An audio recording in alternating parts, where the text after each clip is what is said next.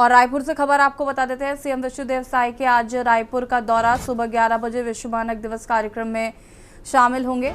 Pandit Deendayal Upadhyay auditorium में आयोजन है। राजधानी में मानकों पर केंद्रित विशेष कार्यक्रम। मुख्यमंत्री करेंगे गुणवत्ता और मानक पर संवाद। रायपुर में विश्व मानक दिवस की भव्य तैयारी।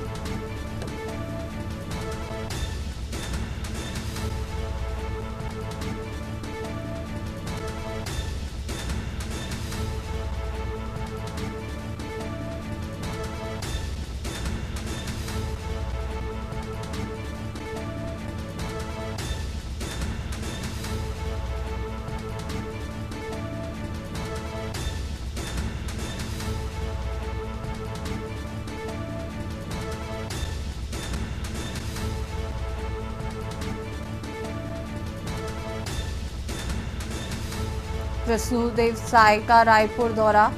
विश्व मानक दिवस कार्यक्रम में सीएम होंगे शामिल।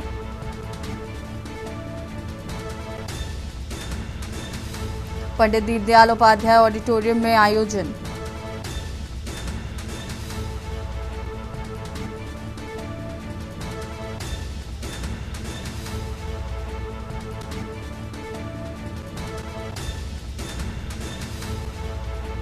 राजधानी में मानकों पर केंद्रित है विशेष कार्यक्रम।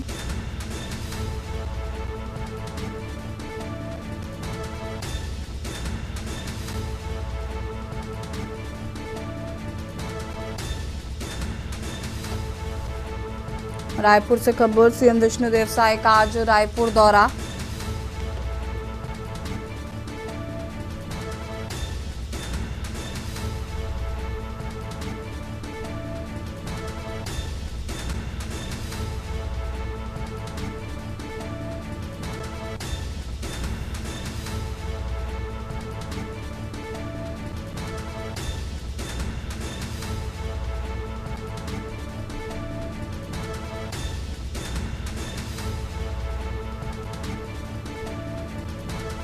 और इसी खबर पर ज्यादा जानकारी के लिए संवाददाता समीर दुबे हमारे साथ जुड़ चुके हैं। समीर, क्या कुछ जानकारी है विश्व साय के दौरे को लेकर?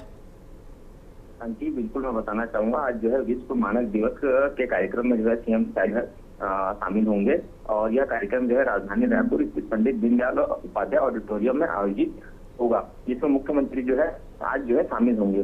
जी, कब तक शामिल होंगे, कब तक पहुंचेंगे रायपुर? सुबह 11 बजे पहुंचेंगे निर्धारित कार्यक्रम में। और विश्व मानक दिवस का ये कार्यक्रम जो है मनाया जा रहा है, जिसमें जो है राजधानी स्थित जो है पंडित दीनदयाल ऑडिटोरियम में ये कार्यक्रम आयोजित है, जहां जो है सीएम पहुंचेंगे। जी, शुक्रिया आपका जानकारी साझा करने के लिए। और बता दें, राजधानी में मानकों पर केंद्रित विशेष कार्यक्रम।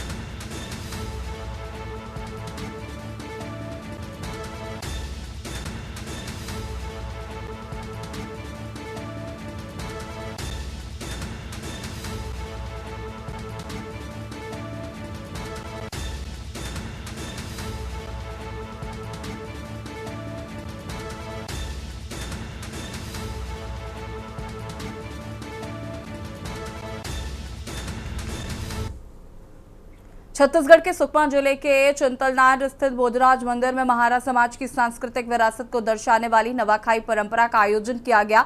और ये परंपरा विशेष रूप से कृषि आधारित समुदायों में नई फसल के स्वागत और प्रकृति के प्रति आभार प्रकट करने के लिए मनाई जाती है। इस अनोखी परंपरा में लाल मुर्गा केंद्र बिंदु होता है, जिसे शक्ति, उर्वरता और बलिदान का प्रतीक माना जाता है। नवाखाई के दिन मुर्गे को स्नान कराकर विशेष पूजा स्थल पर रखा जाता है, जहां समुदाय के लोग फूल, चंदन और नई फसल का अन्न चढ़ाकर उसकी पूजा करते हैं। प्रतीकात्मक रूप से मुर्गे को अन्न खिलाया जाता है, जो प्रकृति और पशु जगत के प्रति सम्मान का भाव दर्शाता है।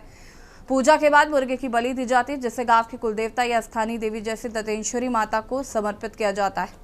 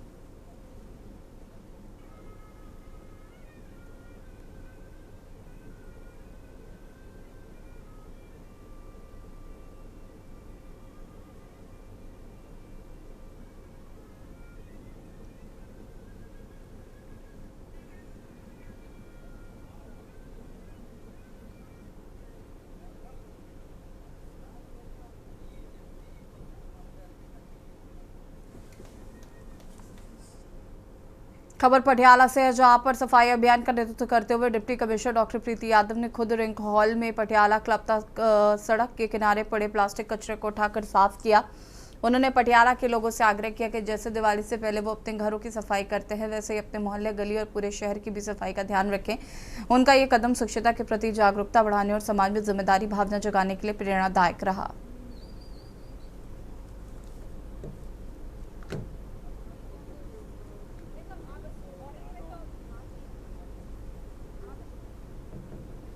ਸਾਰਿਆਂ ਨੂੰ ਸਤਿ ਸ਼੍ਰੀ ਅਕਾਲ। ਜਿਵੇਂ ਕਿ ਦੀਵਾਲੀ ਦਾ ਤਿਉਹਾਰ ਆ ਰਿਹਾ ਹੈਗਾ ਔਰ ਦੀਵਾਲੀ ਦਾ ਇੱਕ ਸਭ ਤੋਂ ਇੰਪੋਰਟੈਂਟ ਐਸਪੈਕਟ ਹੁੰਦਾ ਹੈ, ਆਪਾਂ ਸਾਰਿਆਂ ਨੇ ਮੈਨੂੰ ਲੱਗਦਾ ਹੈਗਾ ਆਪਣੇ ਘਰਾਂ ਦੀ ਸਫਾਈ ਸ਼ੁਰੂ ਕਰਤੀ ਹੈ। ਉਹਦੀ ਘਰ ਦੀ ਸਫਾਈ ਦੇ ਨਾਲ ਹਰ ਵਾਰੀ ਦੀਵਾਲੀ ਦੀ ਰਾਤੀ ਆਪਾਂ ਆਪਣੇ ਜੋ ਸੋਸ਼ਲ ਸਰਕਲ ਹੁੰਦਾ ਹੈਗਾ, ਇੱਕ community ownership sort of relationships ਦਾ ਪ੍ਰਤੀਕ ਹੁੰਦਾ ਹੈਗਾ ਕਿ ਆਪਾਂ ਮਿਲਦੇ ਹਾਂ, ਖੁਸ਼ੀਆਂ ਬਾਂਟਦੇ ਹਾਂ ਔਰ ਇੱਕ ਕਹਿੰਦੇ ਆ ਨਾ ਕਿ ਜੇ ਤਿਉਹਾਰ ਹੈਗਾ ਜੋ ਲਾਈਟ ਲੈ ਕੇ ਆਉਂਦਾ ਹੈਗਾ, ਤਾਂ ਇਸੀ ਦੇ ਵਿੱਚ ਸਾਡੀ ਇੱਕ ਛੋਟੀ ਜਿਹੀ ਕੋਸ਼ਿਸ਼ ਹੈਗੀ ਕਿ ਘਰ ਤਾਂ ਸਾਰੇ ਸਾਫ਼ ਕਰਦੇ ਹੈਗੇ, ਬਟ ਪੂਰਾ ਸ਼ਹਿਰ ਹੀ ਆਪਣਾ ਘਰ ਹੈ ਜਿੱਥੇ ਆਪਾਂ ਰਹਿੰਦੇ ਆ, ਤਾਂ ਆਪਣੇ ਘਰ ਦੇ ਨਾਲ ਆਪਣੇ ਆਸ-ਪਾਸ ਦੀ ਸਫਾਈ ਜ਼ਰੂਰੀ ਹੈ ਔਰ ਸਫਾਈ ਤੋਂ ਵੀ ਜਿਹੜਾ ਵੱਧ ਜ਼ਰੂਰੀ ਹੈਗਾ ਉਹ ਹੈਗਾ ਸਾਡਾ एनवायरनमेंट।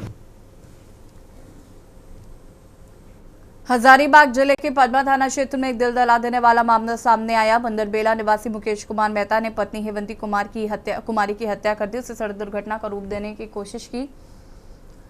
पुलिस जांच में खुलासा हुआ कि मुकेश ने पत्नी के नाम पर 75 लाख का जीवन बीमा कराया था और बीमा राशि हड़पने की नीयत से हत्या की साजिश रची। 9 अक्टूबर की रात पेट दर्द का बहाना बनाकर वो पत्नी को हजारीबाग लाया। लौटते समय हत्या मोड़ के पास उसे बेरहमी से पटाई कर गला दबाकर हत्या कर दी। शव को सड़क किनारे रखकर खुद बेहोशी का नाटक किया, लेकिन शरीर और बाइक पर खरोच न होने से पुलिस को शक हुआ। पूछताछ में मुकेश ने जुर्म कबूल कर लिया है। पुलिस ने आरोपी को न्यायिक हिरासत में भेज दिया है।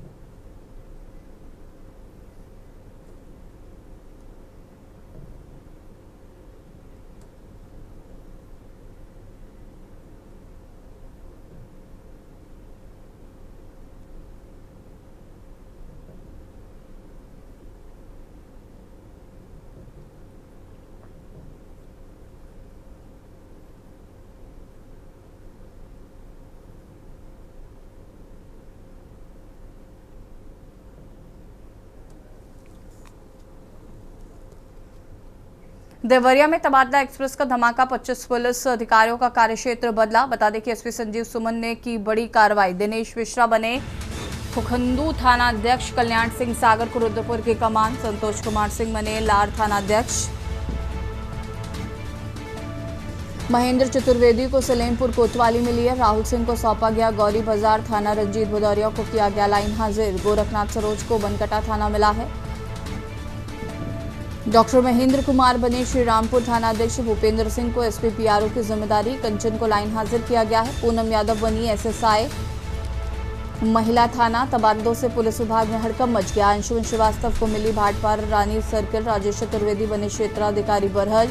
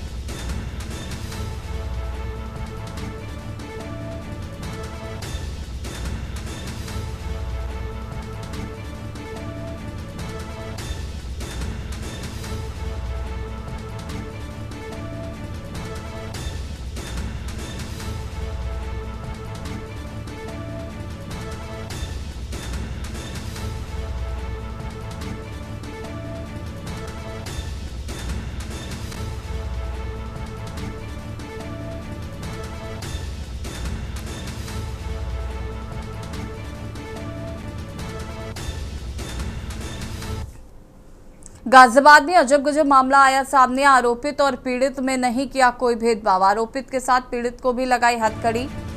हथकड़ी में मिले जिला एमएमजी में मेडिकल के लिए युवक, हथकड़ी लगे युवक का वीडियो सोशल मीडिया पर वायरल। थाना नंदग्राम पुलिस ने एक्सीडेंट के मामले में किया कारनामा।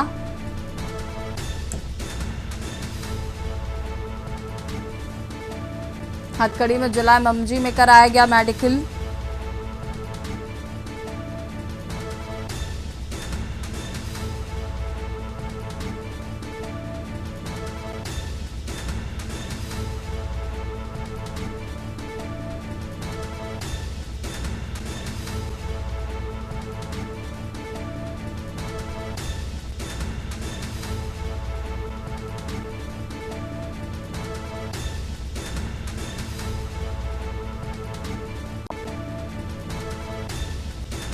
आरोपित और पीड़ित में नहीं किया गया कोई भेदभाव।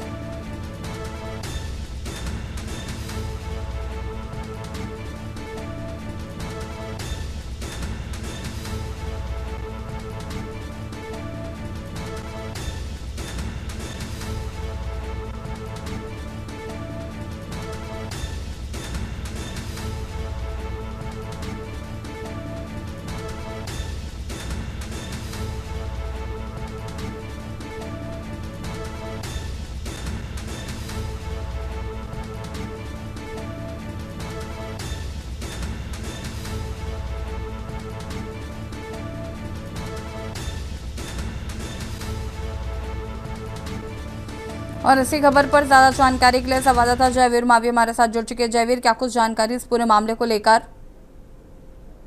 देखिए, आपको बता दें कि गाजियाबाद के थाना नंदग्राम का ये मामला है, जहां पर एक मामले के जो एक आरोपी और एक पीड़ित, यानी कि दोनों पक्षों को पुलिस ने हिरासत में लिया और दोनों को ही हथकड़ी लगाकर हथकड़ी के साथ ही उनको मेडिकल के लिए गाजियाबाद के अस्पताल में लेकर पहुंची, जहां पर जो पीड़ित परिवार था उस परिवार ने उस पीड़ित व्यक्ति की, यानी कि जो पीड़ित था, जो वादी था, उसकी वीडियो बनाई और जिसको सोशल मीडिया पर वायरल किया, जहां पर अस्पताल में भी हंगामा रहा और पीड़ित परिवार ने आरोप लगाया कि जो आरोपी नहीं है उसको भी हथकड़ी लगाई गई है, जबकि आरोपी को हथकड़ी लगी है।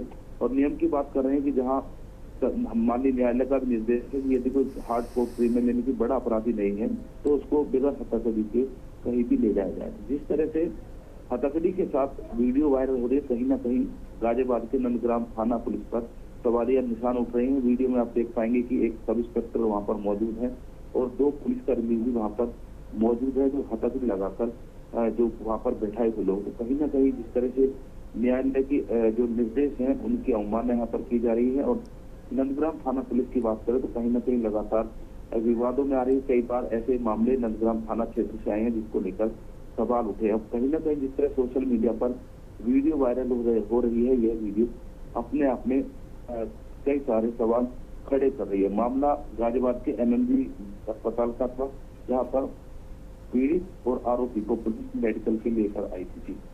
शुक्रिया आपका जानकारी साझा करने के लिए। और बता दें आपको कि हथकड़ी में आरोपित भी है और पीड़ित भी है। हथकड़ी में जिला MMG में कराया गया मेडिकल।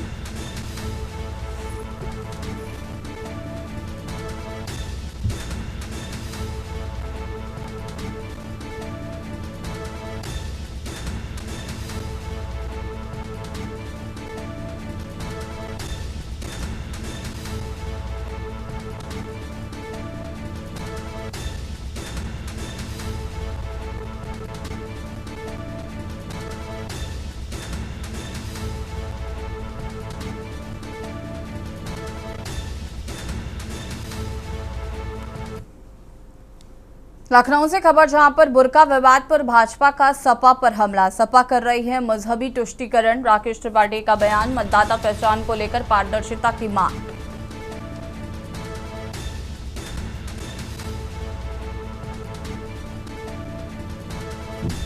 भाजपा ने फर्जीवाड़े की आशंका जताई।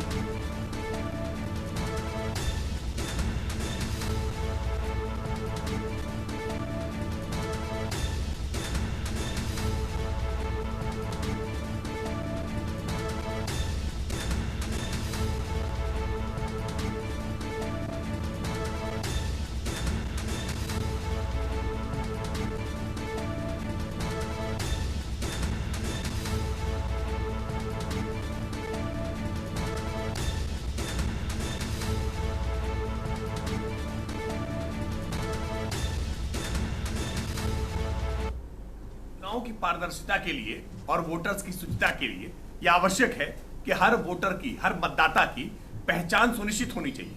अगर पर्दा नसी महिलाएं हैं, बुर्का नसी महिलाएं हैं, तो अगर उनका बुर्का या पर्दा हटा करके उनकी पहचान सुनिश्चित की जाए तो इस बात में समाजवादी पार्टी को आपत्ति क्या है? समाजवादी पार्टी क्या पर्दे और बुर्के की आड़ में फर्जी वोटिंग कराने की पक्षधर है? आखिरकार इन्हें पारदर्शी व्यवस्थाओं से डर क्यों लगता है? मजहबी वोट बैंक के तुष्टीकरण के लिए फर्जीवाड़ा करना चाहते हैं। और इसी खबर पर ज्यादा जानकारी के लिए संवाददाता मनीष हमारे साथ जुड़ चुके हैं। मनीष, क्या कुछ जानकारी है? राकेश त्रिपाठी का बयान आया, उन्होंने कहा कि मजहबी राजनीति कर रही है समाजवादी पार्टी। जी बिल्कुल, जिस प्रकार से देखा जाए समाजवादी पार्टी ने जो है मुख्य निर्वाचन आयुक्त को जो है एक लेटर लिखा था। उनके द्वारा कहा गया था कि बुर्के वाली महिलाओं को आंगनबाड़ी की कार्यकर्ताओं से जो है तस्दीक कराने को लेकर के, मतलब उनका वोटिंग के दौरान उनका चेहरा देखने को लेकर के उनके द्वारा विरोध जताया गया था। उनका कहना था ये पूरी तरीके से गलत है और ये नहीं होना चाहिए। इसी को लेकर के जो है जिस प्रकार से समाजवादी पार्टी ने चुनाव आयोग को ये लेटर लिखा, उसी के विरोध में जो है देखा जा सकता है कि भारतीय जनता पार्टी ने भी पलटवार किया। पलटवार करते हुए कहा कि समाजवादी मजहबी तुष्टीकरण करा रही है। जिस प्रकार से जो चुनाव आयोग ने तय किया है कि आंगनबाड़ी की जो कार्यकर्ता होंगी वही वो जो है जो बुर्के में जो भी आएगा तो उनकी पहचान के लिए उनका चेहरा देखा जाएगा। इस प्रकार से ये एक फिर देखा जा सकता है भारतीय जनता पार्टी तुष्टीकरण की बात कर रही है, वहीं पर समाजवादी इसको गलत ठहरा रही है कि उनके बुर्के को न हटाया जाए वोटिंग के दौरान। तो अब ये देखना है कि जिस प्रकार से, लेकिन इस पर जो है चुनाव आयोग के द्वारा पहले ही निर्देश जारी हो चुके हैं कि जो भी बुर्के में आएगा वहां पर वोटिंग करने, उसको जो है उसकी पहचान पहले चेक की जाएगी, पहचान करने के बाद ही वोटिंग की जाएगी।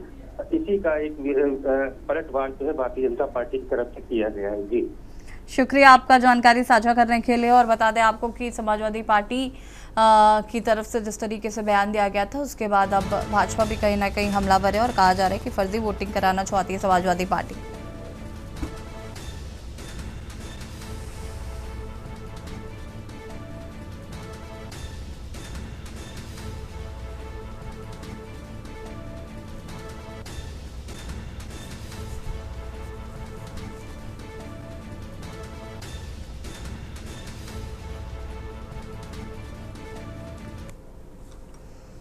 हमीरपुर से खबर जहां पर रोड में जाम को लेकर 2 युवकों में मारपीट हो गई। बता दें कि रोड में नाले निर्माण के लिए गिट्टी पड़ी होने से होता है जाम। रोड में नाली निर्माण सामग्री पड़े होने से हो रही है समस्या। राहगीरों ने वीडियो बनाकर किया वायरल। जाम में गाड़ी निकालने को लेकर 2 युवकों में मारपीट हो गई।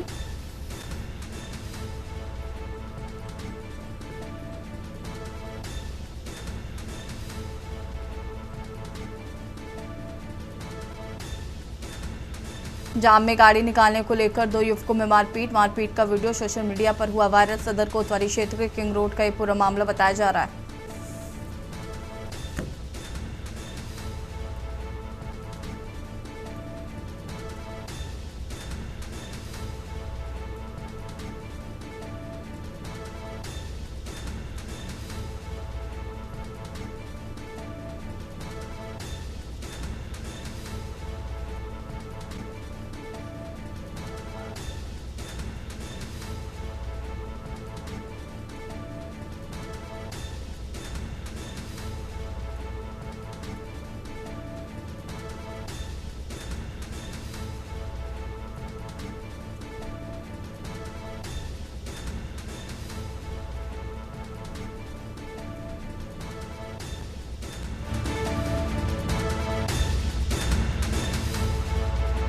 सदर कोतवाली क्षेत्र के किंग रोड का ये पूरा मामला बताया जा रहा है।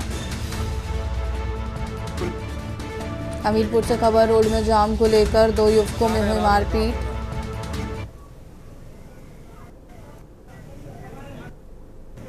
आप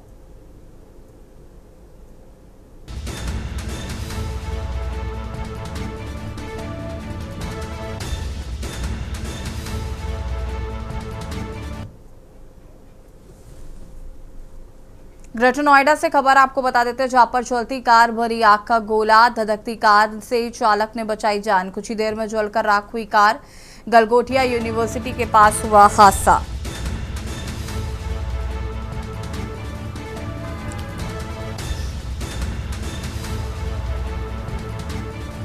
कुछ ही देर में जलकर राख हुई कार।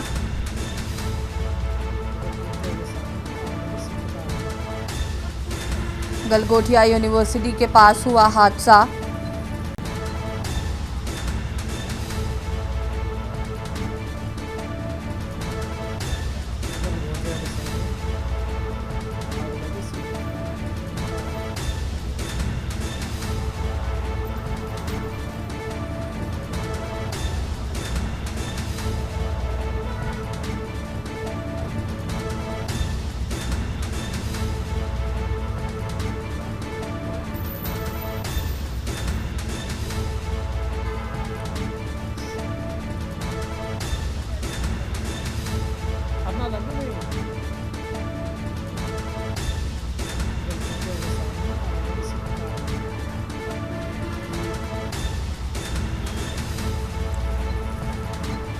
चलती कार बनी आग का गोला। ग्रेटर नोएडा से खबर।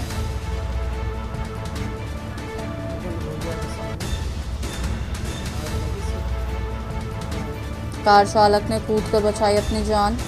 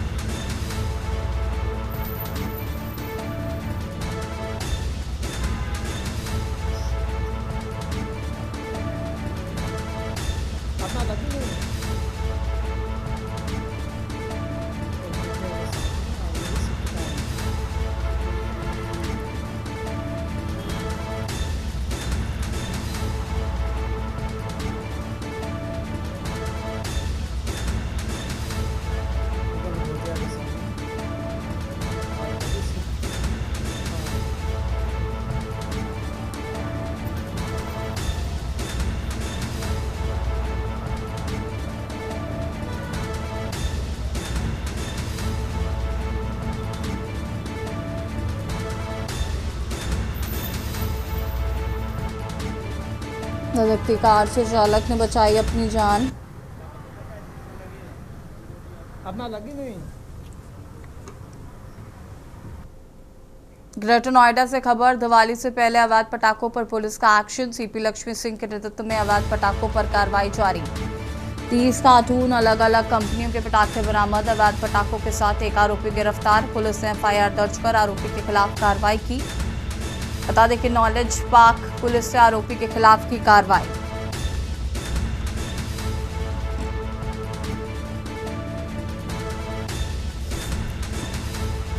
तीस कार्टून अलग अलग कंपनियों के पटाखे हुए बरामद।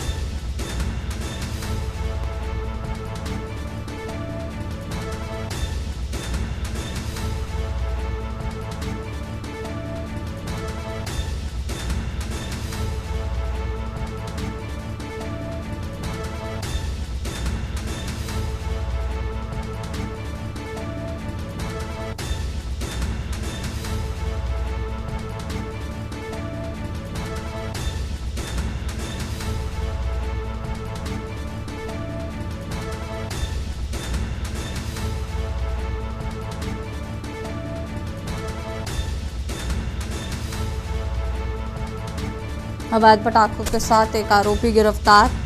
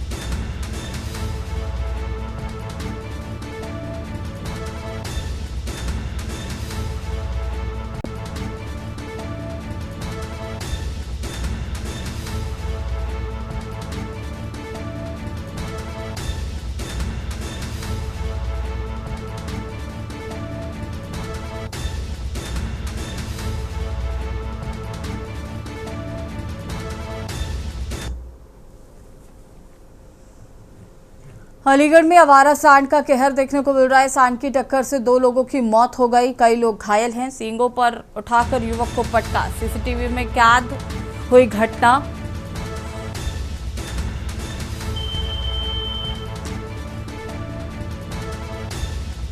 डोरी नगर से ज्ञान सरोवर तक फैला आतंक। प्रशासन की लापरवाही से बढ़ रही हैं घटनाएं। शहर की गलियों में पसरा सन्नाटा।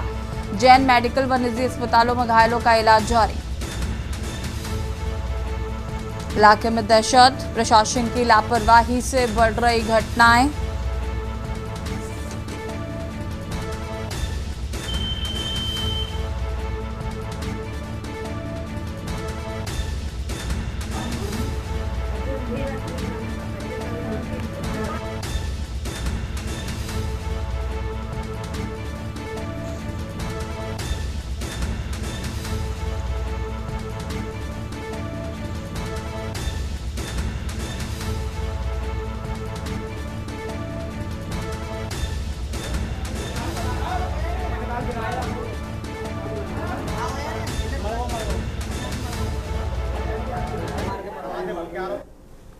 आज जो जानकारी मिली है कि जो एक सांड जो है वो रेबीज से ग्रस्त था, वो अचानक से लोगों के ऊपर हमला किया। उसमें 2 व्यक्तियों की दुर्भाग्यपूर्ण घटना में मृत्यु हुई है। एक दुर्गपाल जी हैं और दूसरे भोला जी हैं। ये 2 व्यक्ति की मृत्यु हुई है और रेबीज जिसके कारण बाद में सांड की भी मृत्यु हो गई। तो जो नियमानुसार इन लोग का जो लाभ दिया जाना है वो लाभ हम लोग दिलाएंगे। और ये बहुत ही दुर्भाग्यपूर्ण घटना है। नॉर्मली ऐसा नहीं होता है, बट ये हुआ तो इसको हमारे पति के साथ हुई है। बाजार में उठा के पटक दिए, सींग से उठा के करीब 2-3-4 अंगूर गहरा है। हाँ, साईं मंदिर की तरफ की है, सुरेंद्र नगर की। और भी लोगों को चोट पहुंचाई है? हाँ, और कई। अब आपके पति कहाँ पर हैं? अब अल्ट्रासाउंड कराने गए हैं। कहाँ पे उपचार कहाँ चल रहा था वैसे? शाह हॉस्पिटल में। खबर लखनऊ से है, जहां पर लखनऊ उत्तर प्रदेश सरकार ने आलू किसानों के हित में एक बड़ा निर्णय लेते हुए विभागीय आलू बीज पर 800 प्रति क्विंटल की छूट देने की घोषणा की। इस फैसले से किसानों को गुणवत्ता युक्त बीज कम दामों पर उपलब्ध होगा, जिससे प्रदेश में आलू उत्पादन में वृद्धि की संभावना जताई जा रही है। स्वतंत्र प्रभार उद्यान मंत्री दिनेश प्रताप सिंह ने जानकारी देते हुए बताया कि अब तक विभागीय आलू बीज की दरें 2,760 से 3,715 प्रति क्विंटल तक निर्धारित थी, जो उत्पादन लागत पर आधारित थी, जबकि निजी कंपनियों के बीच की दरें 2,500 से 3,500 प्रति क्विंटल के बीच थी। सरकार द्वारा दी गई छूट के बाद अब किसानों के लिए विभागीय बीज की नई दरें 1,960 से 2,915 प्रति क्विंटल होंगी। ये छूट केवल किसानों को मिलेगी, जबकि विभागीय शोध संस्थानों व अन्य सरकारी संस्थानों को इसका लाभ नहीं मिलेगा।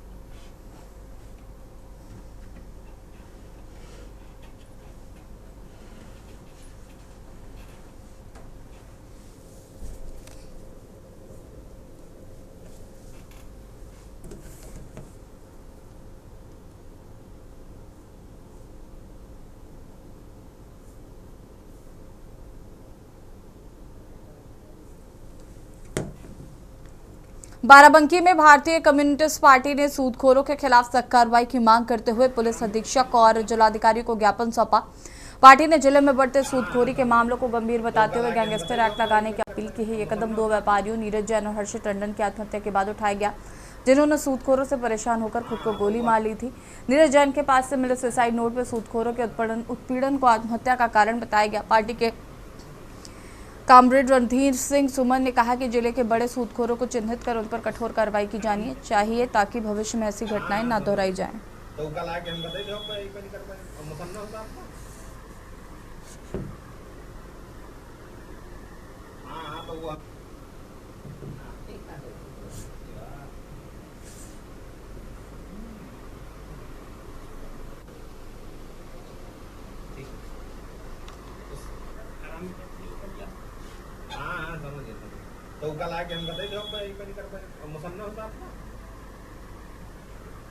पूरा शहर सूदखोरों के जंगल में है। इससे पहले हर्ष टंडन ने आत्महत्या कर ली थी, नीरज जैन ने कर ली, और आए दिन कोई न कोई इन सूदखोरों के आतंक से आत्महत्या लोग कर रहे हैं। जिला प्रशासन और उत्तर प्रदेश सरकार को चाहिए कि सारे सूदखोरों को चिन्हित कर गैंगस्टर एक्ट की कार्रवाई करें। कानपुर और अयोध्या में हालिया विस्फोटों के बाद सतर्क हुई मुजफ्फरनगर पुलिस ने पान मंडी क्षेत्र में बड़ी कार्रवाई करते हुए 7 गोदामों से 1 करोड़ रुपए के अवैध पटाखों का जखीरा जब्त किया। सहायक पुलिस अधीक्षक सिद्धार्थ के मिश्रा और सिटी मजिस्ट्रेट पंकज राठौर के नेतृत्व में रात को के अंधेरे में हुई छापेमारी से इलाके में हड़कंप मच गया। पुलिस को सूचना मिली थी कि आबादी के बीचों बीच अवैध रूप से पटाखों का भंडारण किया गया। छापेमारी के दौरान गोदामों में भाजपा के झंडे भी लगे मिले।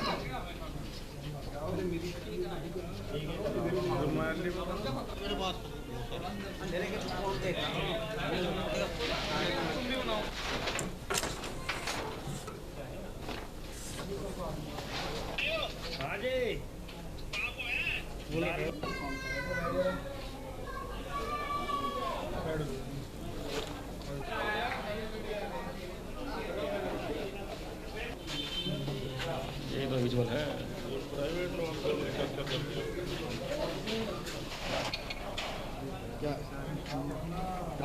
तो कल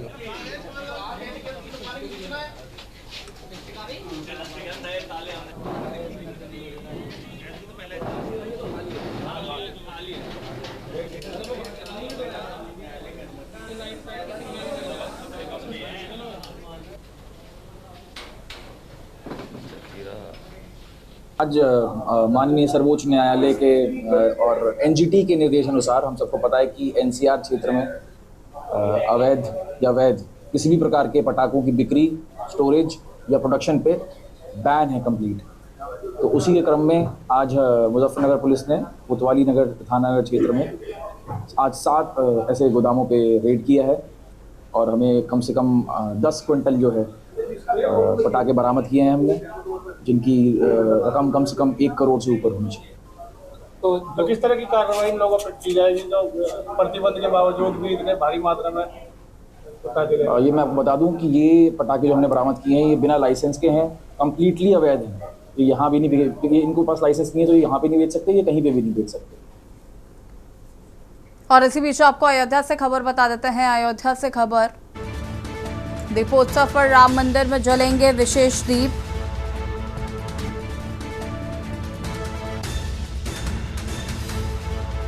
दीपोत्सव में जलेंगे विशेष दीप। राम जन्मभूमि की भव्यता दीपोत्सव में दिखेगी। राम मंदिर ट्रस्ट ने बनवाए विशेष प्रकार के दीप। अयोध्या से खबर, दीपोत्सव पर राम मंदिर में जलेंगे विशेष दीप। दीपोत्सव में जलेंगे मोम के 51,000 खास दीप।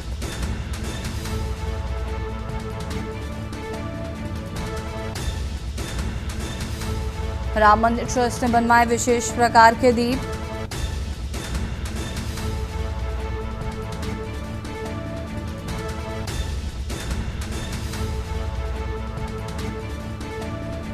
दीपोत्सव में जलेंगे मोम के 51,000 खास दिए।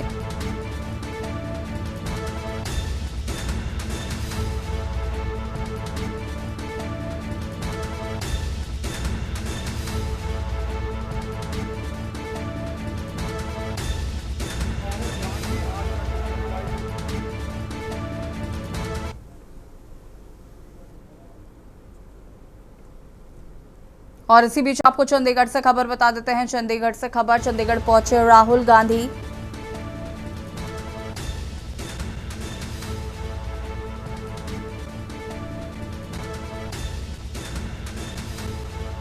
राहुल गांधी पहुंचे डीजीपी निवास।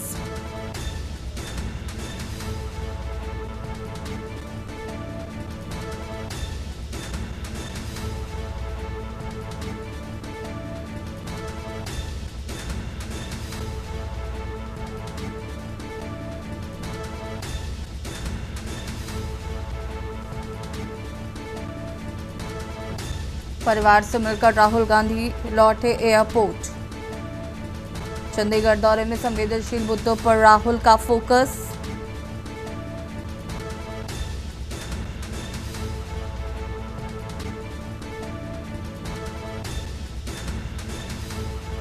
भूपेंद्र सिंह हुड्डा वंजिंग में एयरपोर्ट पर किया उनका स्वागत। और इसी खबर पर ज्यादा जानकारी के लिए ब्यूरो चीफ विनोद गुप्ता जी हमारे साथ फोन लाइन पर जुड़ चुके हैं। क्या कुछ जानकारी विनोद जी राहुल गांधी जी के दौरे को लेकर?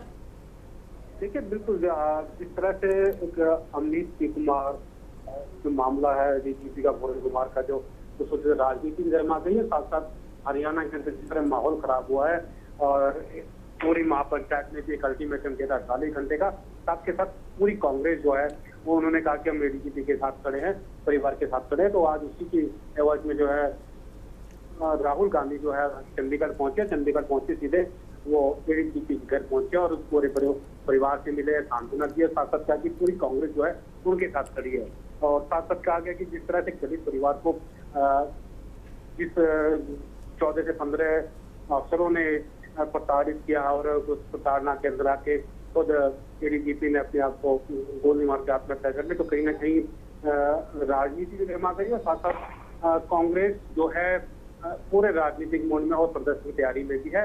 और कांग्रेस जो आज राहुल गांधी है वो आज पूरा दिन जो है लगभग चंडीगढ़ में ही गुजारेंगे। साथ साथ कई अधिकारियों से भी बात करेंगे। हो सकता है कि एक बड़ी बैठक जो है कांग्रेस के नेताओं के साथ की जाएगी। जी बिल्कुल विनोद जी, इस पर बीजेपी की तरफ से क्या कोई रिएक्शन आया है? बीजेपी की बात करें तो दिल्ली का दौरा था मुख्यमंत्री नायब सिंह सैनी का, वो दौरा रद्द करके आज वापस चंडीगढ़ पहुंच गए हैं, क्योंकि जिस तरह से महापंचायत में 48 घंटे का अल्टीमेटम किया था, उसी को देखते हुए पूरे हरियाणा के अंदर जो पुलिस फोर्स को अलग से करते गए। भारतीय जनता पार्टी के नेता हो, मंत्री हो, सभी जो है पूरे ऋषि के घर पर पूरन कुमार बार जा रहे हैं, वहाँ पे मिल भी रहे हैं और साथ साथ आश्वासन भी दे रहे हैं कि जो भी न्याय संगत होगा वो न्याय किया जाएगा और जांच जारी है। क्योंकि चिट जो है चंडीगढ़ की तरफ से 6 सदस्य से बना दी गई थी, उसकी भी जांच में पूरा सहयोग हरियाणा सरकार भी दे रही है और हरियाणा के अधिकारी भी दे रहे हैं। जी ठीक है, शुक्रिया आपका जानकारी साझा करने के लिए। और बता दें आपको कि राहुल गांधी का आज चंडीगढ़ दौरा रहा है। चंडीगढ़ पहुंचे राहुल गांधी।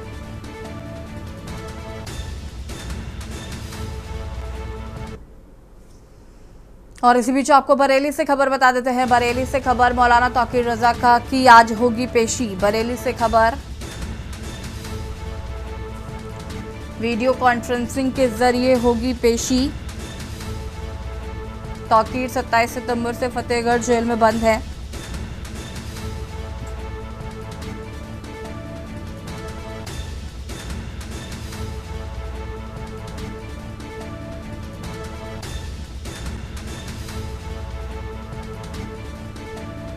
पुलिस ने 2019 के मामले में भी कस्टडी मांगी।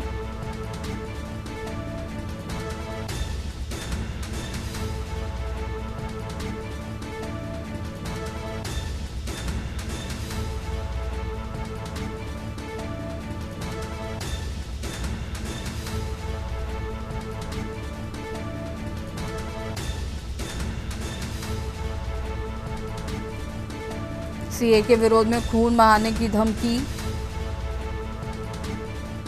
थाना कोतवाली, थाना राधनी में मुकदमा दर्ज। सीजेएम बरेली की अदालत में तौकीर की होगी पेशी।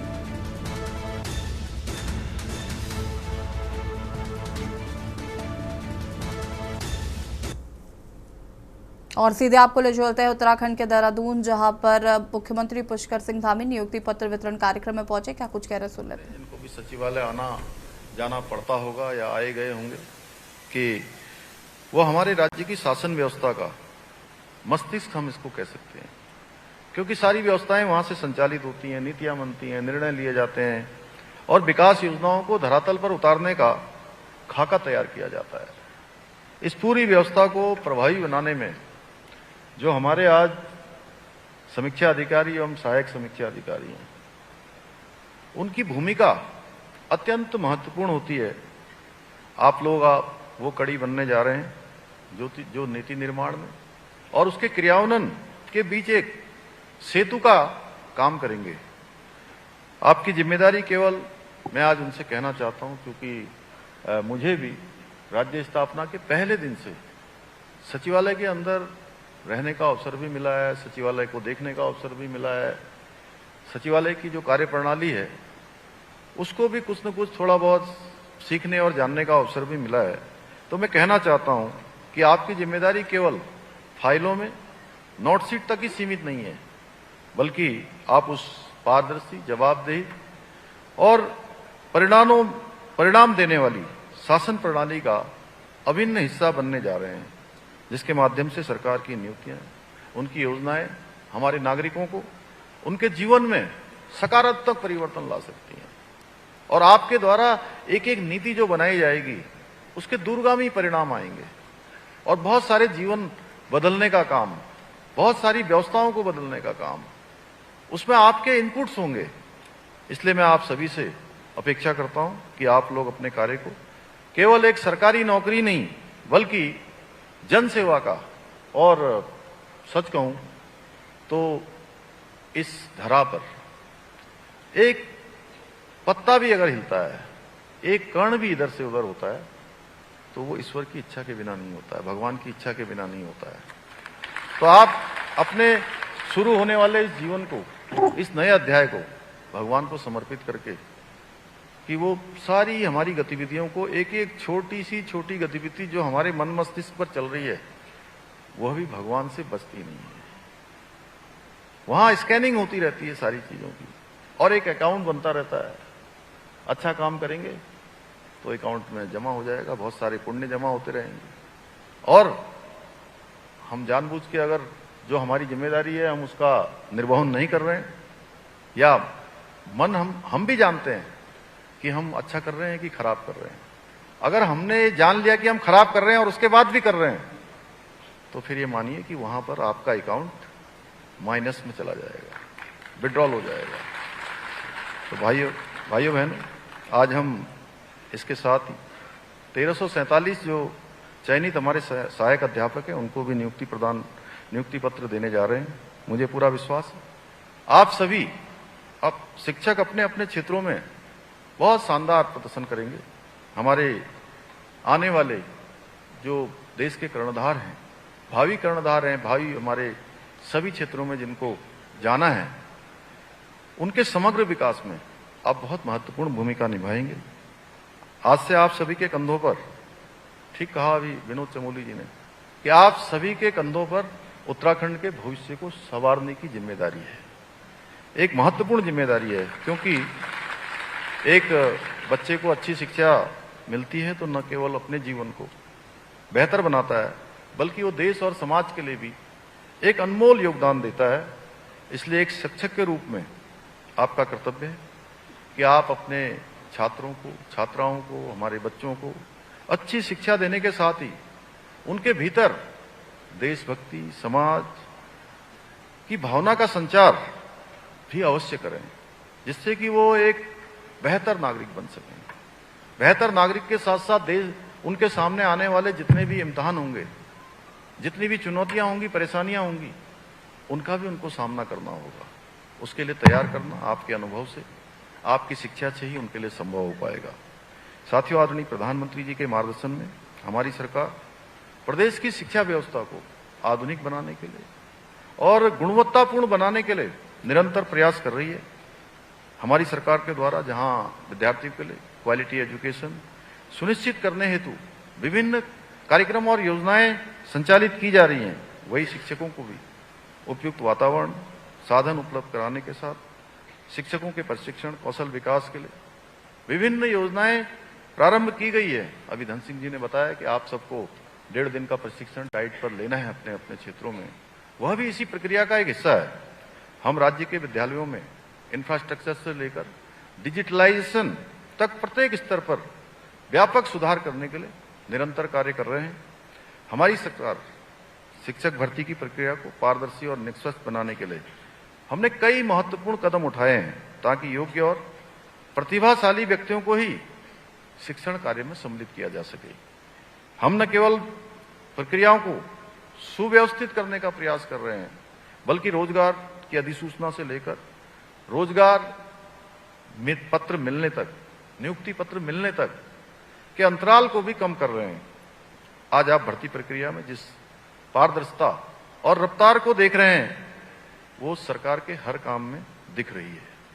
जिस प्रकार से, हालांकि आपका 1 साल शिक्षा विभाग का लेट हो गया, लेकिन उसके बावजूद भी हमारा प्रयास है कि जो कैलेंडर है, उस कैलेंडर के अनुरूप भर्ती प्रक्रियाएं संपन्न हों।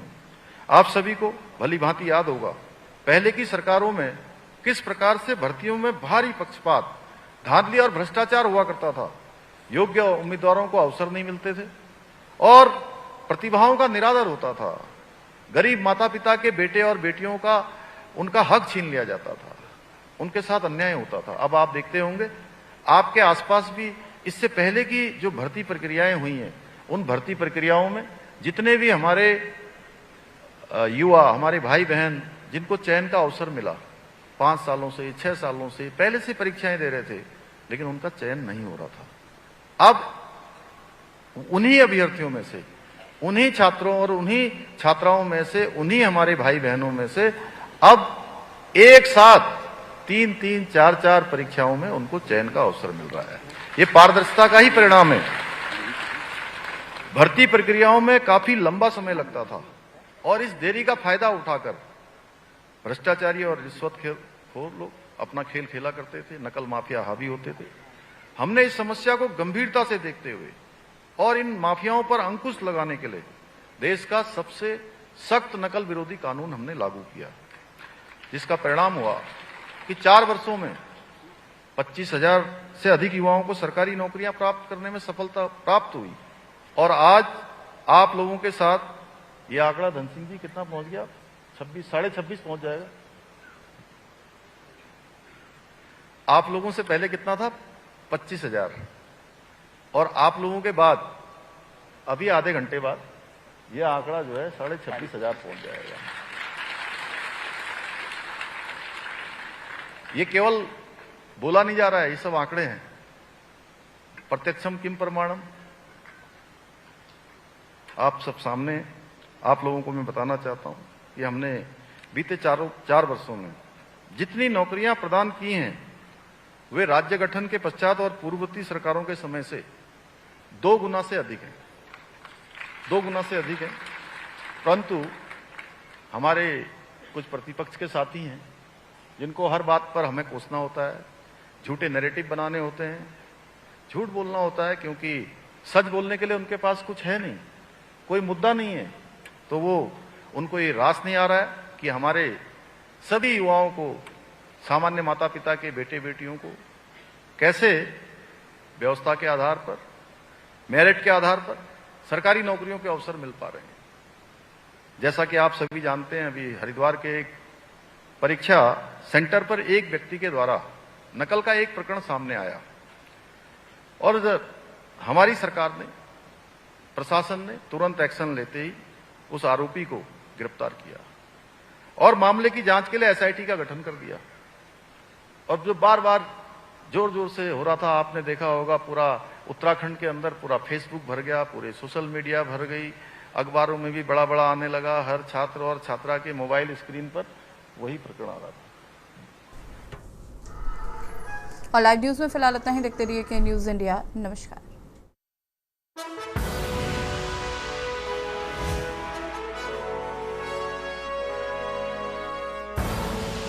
आप देख रहे हैं के न्यूज, खबरों का सारथी।